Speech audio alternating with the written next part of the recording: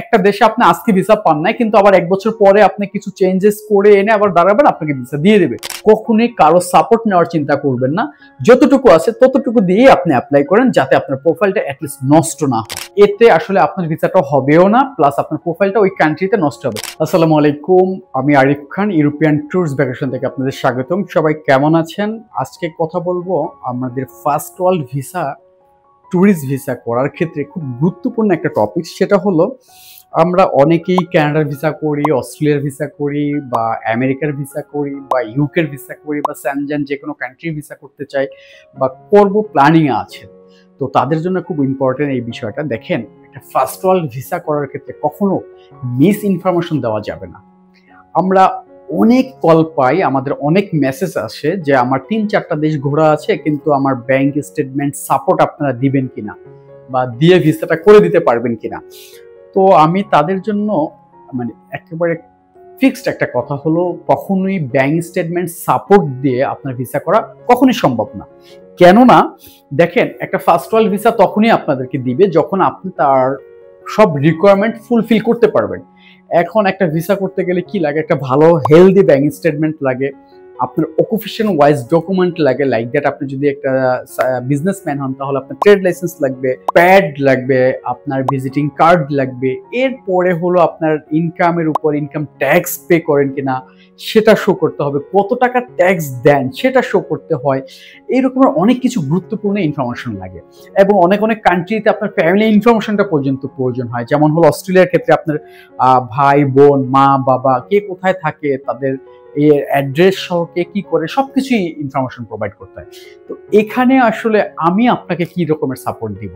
আমার কোনো সাপোর্ট তো এম্বাসির মানে পছন্দ হবে না। কেননা আপনার ভিসা, আপনার সঠিক ইনফরমেশন যদি আপনি প্রোভাইড না করতে পারেন, তখন এই ভিসাটা অটোমেটিকলি ডিনাই হয়।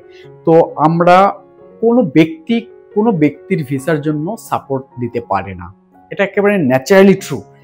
এটা কখনোই ডিনাই করা যাবে না এই কথাটাকে। কেননা দেখেন, আপনি যদি অস্ট্রেলিয়া ভিসা করতে চান, আপনার ব্যাংক স্টেটমেন্ট থাকতে হবে, আপনার ফ্যামিলি ইন্স্যুরেন্স থাকতে হবে, আপনার ট্যাক্স ডকুমেন্টস থাকতে হবে, আপনার অ্যাসেট ভালো থাকতে হবে, আপনার ফিনান্সিয়াল ক্যাপাসিটি এম্বাসিকে প্রমাণ করতে হবে যে আপনি ওয়েল সেটেল, আপনি অস্ট্রেলিয়াতে যাবেন, ঘুরে আসবেন, লক্ষ লক্ষ টাকা আপনি ঘুরে ব্যয় করে আবার দেশে এসে আপনার বিজনেস প্রতিষ্ঠান চালাবেন, সেই রকম ফান্ড অ্যাভেলেবেল আছে কিনা, ওভারঅল সবকিছুই এম্বাসিকে আপনাকে দিতে হবে। এবং ওই জিনিসটাই এম্বাসি আপনার দেখে, যদি সে হ্যাঁ ঠিক আছে, তোমার ফান্ড ভালো আছে, তুমি অনেক ট্রাভেল হিস্ট্রি প্রিভিয়াসলি ভালো আছে, তোমার বাংলাদেশে তুমি ভালো একটা ট্যাক্স দাও, তোমার ইনকাম রেশিওটা ভালো, তোমার বিজনেস প্রতিষ্ঠানটাও অনেক ভালো ফ্লো আপ আছে, চলতেছে, তো এইগুলো সব যখন একেবারে সবকিছু ঠিকঠাক হবে, তখনই আপনার ভিসাটা গ্রান্টেড হবে। তো এই রকমের প্রশ্ন মানুষকে বা কোনো এজেন্সিকে বা কোনো পার্সনকে না করাই ভালো, যে আমার কোনো ডকুমেন্টস আপনি সাপোর্টিং রেডি করে দিবেন এবং ভিসাটা করে দিবেন। এতে আসলে আপনার ভিসাটা হবেও না, প্লাস আপনার প্রোফাইলটা ওই কান্ট্রিতে নষ্ট হবে। আপনি দেখবেন, একটা দেশে আপনি আজকে ভিসা পান নাই, কিন্তু আবার 1 বছর পরে আপনি কিছু চেঞ্জেস করে এনে আবার দাঁড়াবেন, আপনাকে ভিসা দিয়ে দেবে। কিন্তু সেটা সঠিক হতে হবে এবং অরিজিনাল হতে হবে। কিন্তু আপনার প্রোফাইলটা যখনই কেউ তার মতো করে রেডি করে দিবে, আর যদি আপনি একবার রিজেক্ট হন, এই রেকর্ডটা তার কাছে থেকে গেল, কিন্তু আপনি ছিলেন বিজনেসম্যান, আপনাকে সার্ভিস হোল্ডারে কনভার্ট করে দাঁড় করাই দিল, কিন্তু আপনার ভিসাটা হলো না। কিন্তু ওই যে সার্ভিস হোল্ডারটা যে আপনি এম্বাসিকে শো করেছেন, সেটাই কিন্তু এখানে শো থাকবে। তো দেখেন, কখনোই এই কাজটা করা যাবে না যে আপনার ডকুমেন্ট আমি তৈরি করে দিয়ে আপনার ভিসা করে দিব, এটা কখনোই হয় না। এবং এই ওয়েতে ভিসাগুলো হওয়ার চান্সেস একেবারেই কম থাকে।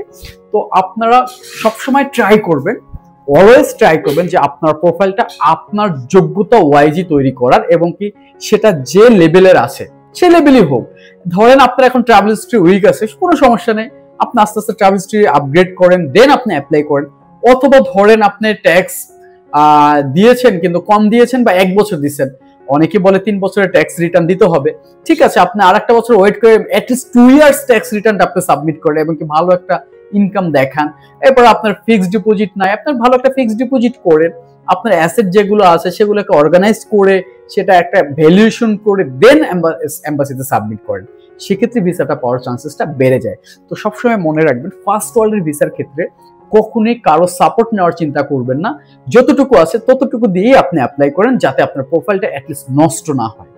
তো এই ইনফরমেশনটা অনেকেরই হয়তো বা হেল্প হবে। তো আপনার কেমন লেগেছে অবশ্যই কমেন্ট করে জানাবেন আমার ইনফরমেশনগুলো আপনাদের কেমন লাগে। আর আপনার যদি কোনো ইনফরমেশন প্রয়োজন হয় অবশ্যই ডিসক্রিপশনে নাম্বার দেওয়া থাকে, আমাদের হোয়াটসঅ্যাপ আছে, আমাদের ফেসবুক মেসেঞ্জার আছে, আপনার সেখানে নক করতে পারেন। আর যদি আমার সাথে কথা বলতে চান ডিরেক্টলি তাহলে আপনি অ্যাপয়েন্টমেন্ট কনফার্ম করে আমার সাথে কথা বলতে পারবেন। সবাই ভালো থাকবেন, আমার জন্য দোয়া করবেন, আপনারাও সেফলি থাকবেন। আসসালামু আলাইকুম।